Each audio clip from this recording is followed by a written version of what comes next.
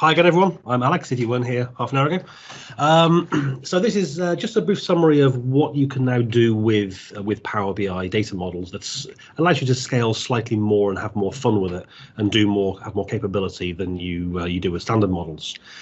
So what I've got on the screen there is a hybrid model. We've got some relatively small dimensions. This is a web traffic website traffic monitoring system. So we've got our list of web pages, our dates, and our time dimension, all of which are pretty small. They're, date and time are a few thousand rows. Page is going to be 10,000 rows, something like that.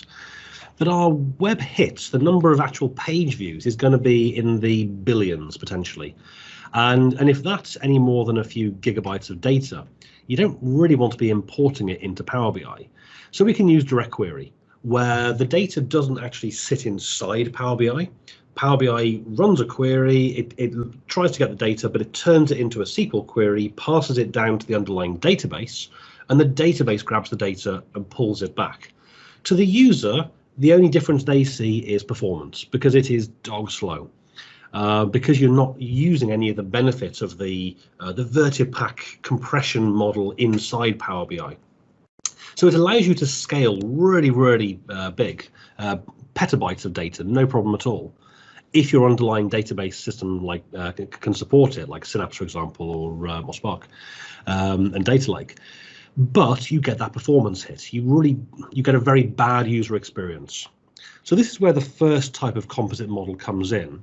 We can say, well, most of our reporting only really wants to be on an aggregated level of pages and dates. We don't really care about what time they looked at a particular page. So we can create an aggregated table of just the summary of web hits. Sorry, more support issues. There we go. Of just the summary of the number of hits and the key details of them by page and by date. And so we have two different tables. One's the raw data in direct query. One's an imported data set at a higher aggregated level. And if we configure Power BI right, we can treat those as a single table. And when a user requests a particular visual or calculation, Power BI will itself just work out what to do and which table to get the information from.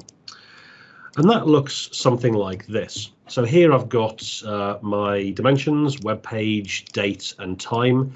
These are all in import mode. We can check that because we're hovering over and we can see storage mode import. I've got my fact table here, which is in direct query, which is pulling from an Azure SQL DB at the moment. But I've also brought in this other table, and this again is in import mode. And we've actually got a view in the underlying database that does the aggregation. You could do the aggregation in Power Query as well, so long as that query folds correctly, i.e. could be converted into SQL very easily. Now, how do we go about telling Power BI that these two tables are actually the same thing? Well, you go to your aggregated table, right-click, Manage Aggregations, and you provide a mapping of this new table, this aggregated table up here. How is that aggregated and which fact table does it relate to? And so basically this is an explanation of what the view does. The date key column is just a simple group by date key of our fact table. Same with our web page, it's just a grouping.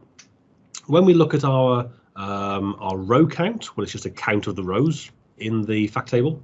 How many web hits have we had? Well, it's a count of a particular column because it's one hit per row in the source data. And the same for the load duration is a sum of that load duration column in the source. So you just provide these mappings between the aggregated table and the raw table. You can have multiple aggregated tables and give them an order of precedence. The higher number gets done first. So you can have multiple different types of aggregation if you want to. Now, once we've done that, it makes this table, this aggregate table, invisible, so you can't see it.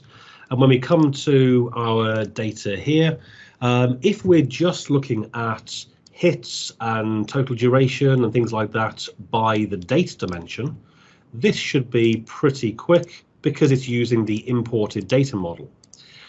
But our aggregated data does not link to our date table. Therefore, as soon as we bring on a date filter, so let's look at maybe only those at 3 in the morning.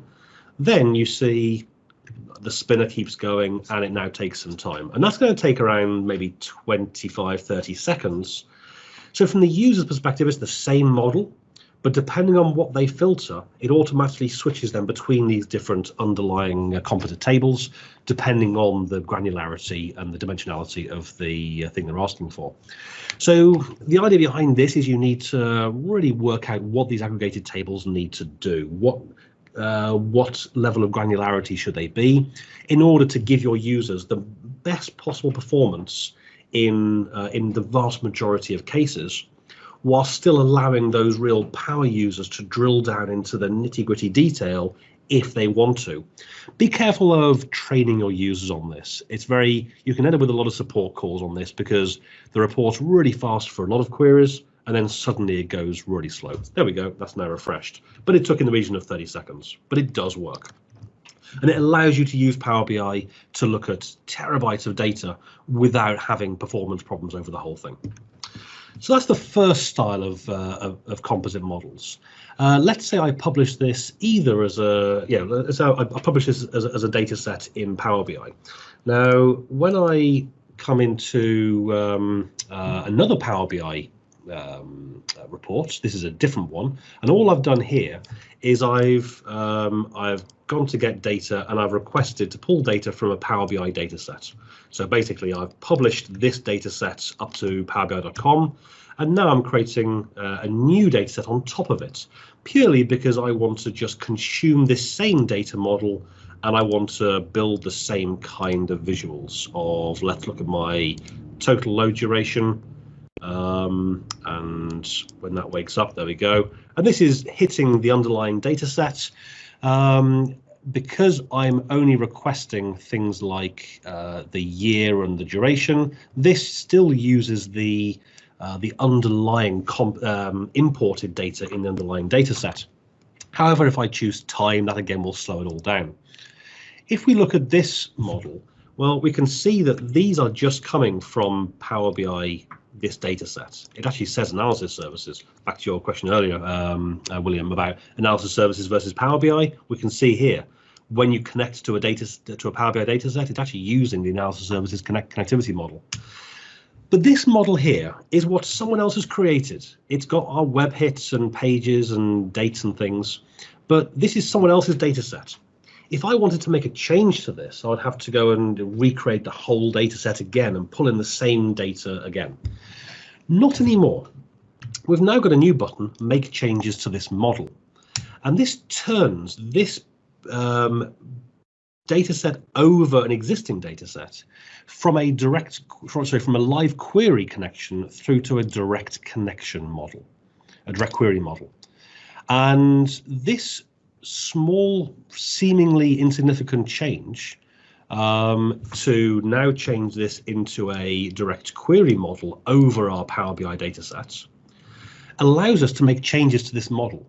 So I can now say, right, I'm going to go and get more data from wherever it may be, Excel, SQL Server, etc.